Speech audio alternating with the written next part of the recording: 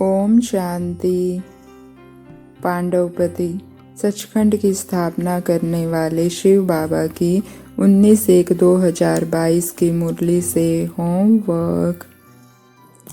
आज बाबा ने हमें अपनी उन्नति का साधन बताया। बाबा ने कहा, जब तुम अनेक आत्माओं के आशीर्वाद प्राप्त करोगे तो उस आशीर्वाद का बल तुम्हारी उन्नति कराएगा। जितना तुम अनेकों का कल्याण करोगे उतना ही आशीर्वाद मिलेगी। और अनेकों का कल्याण कैसे होगा? जब उन्हें हम बाबा से जोड़ देंगे। तो जब बाबा से हम किसी आत्मा को जोड़ते हैं तो हम भी अनुभव करते हैं। जैसे मैं आत्मा भी अनुभव करती हूँ कि जिस आत्मा ने मुझे ज्ञान दिया उसके लिए अपने आप आशीर्वाद निकलती है।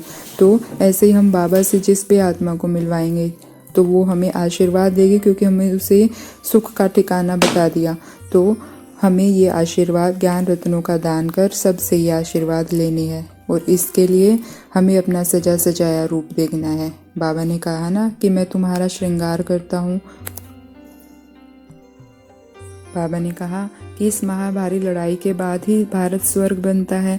तो अब बच्चों को बहुत अच्छा पुरुषार्थ करना है, भाषण भी रिफाइन करना है, शंख ध्वनि करनी है। नहीं तो कहेंगे इनके पास शंख नहीं है, भल कमल फूल समान है, चक्कर भी है परंतु शंख नहीं है। बाबा कहते, ज्ञानी तो आत्मा ही मुझे प्रिय है। बाबा ने आज वरदान भी दिया कि हमें व्यक्त भाव के आकर्षण से परे न्यारी और प्यारी अव्यक्त स्थिति का अनुभव करना है, तभी हम बंधन मुक्त बन पाएंगे। तो आज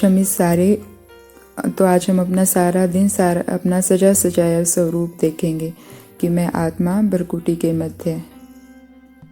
बाबा मुझे सजा रहे हैं। देखिए, मेरी एक भुजा में चक्कर है, सवदर्शन चक्कर, जिसे मैं आत्मा सारा दिन फिराती रहती हूँ और माया मुझ पर वार नहीं कर सकती।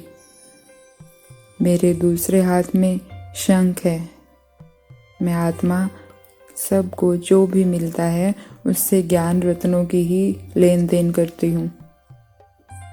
देखिए, मैं आत्मा कमल फूल पर बैठी हूँ, इस कलयुगी दुनिया में होते हुए भी एकदम न्यारी। देखें, मैं आत्मा एकदम बंधन मुक्त हूँ। कोई खिंचाव नहीं, किसी संबंधी के भी संकल्प मुझे नहीं आते, क्योंकि मेरा तो संबंधी ही एक शिव बाबा है।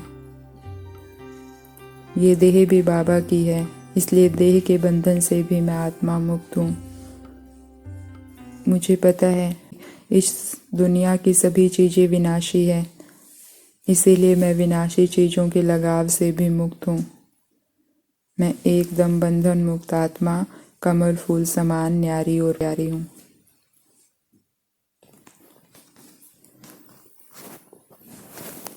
तो सारा दिन इस सजे सजाए स्वरूप में स्थित रहेंगे।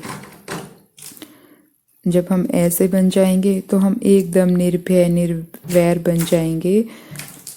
और बाबा ने कहा कि बाबा के सहारे का अनुभव करना है तो हद के किनारों का सहारा छोड़ दो।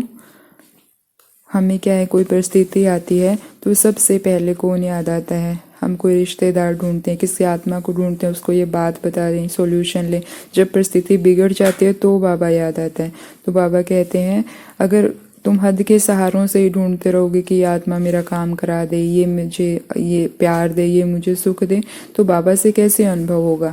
तो आज से हमें एक आदत डालनी है कि मुझे हर बात बाबा को बतानी है, बाबा से ही हर संबंध का सुख लेना है। जब हम हद के किनारों को छोड़ देंगे तभी तो बाबा हमें अपना अनुभव करा पाएगा ना। हम आत्माओं से अनुभव करना चाहते हैं तो बाबा कैसे कराएगा? तो इसीलिए हमें हद के सारे किनारे छोड़ देने हैं। तो ऐसी निर्भय और निर्वैर सजी सजाई आत्माओं को ओम शांति। शुक्रिया मीठे बाबा, शुक्रिया।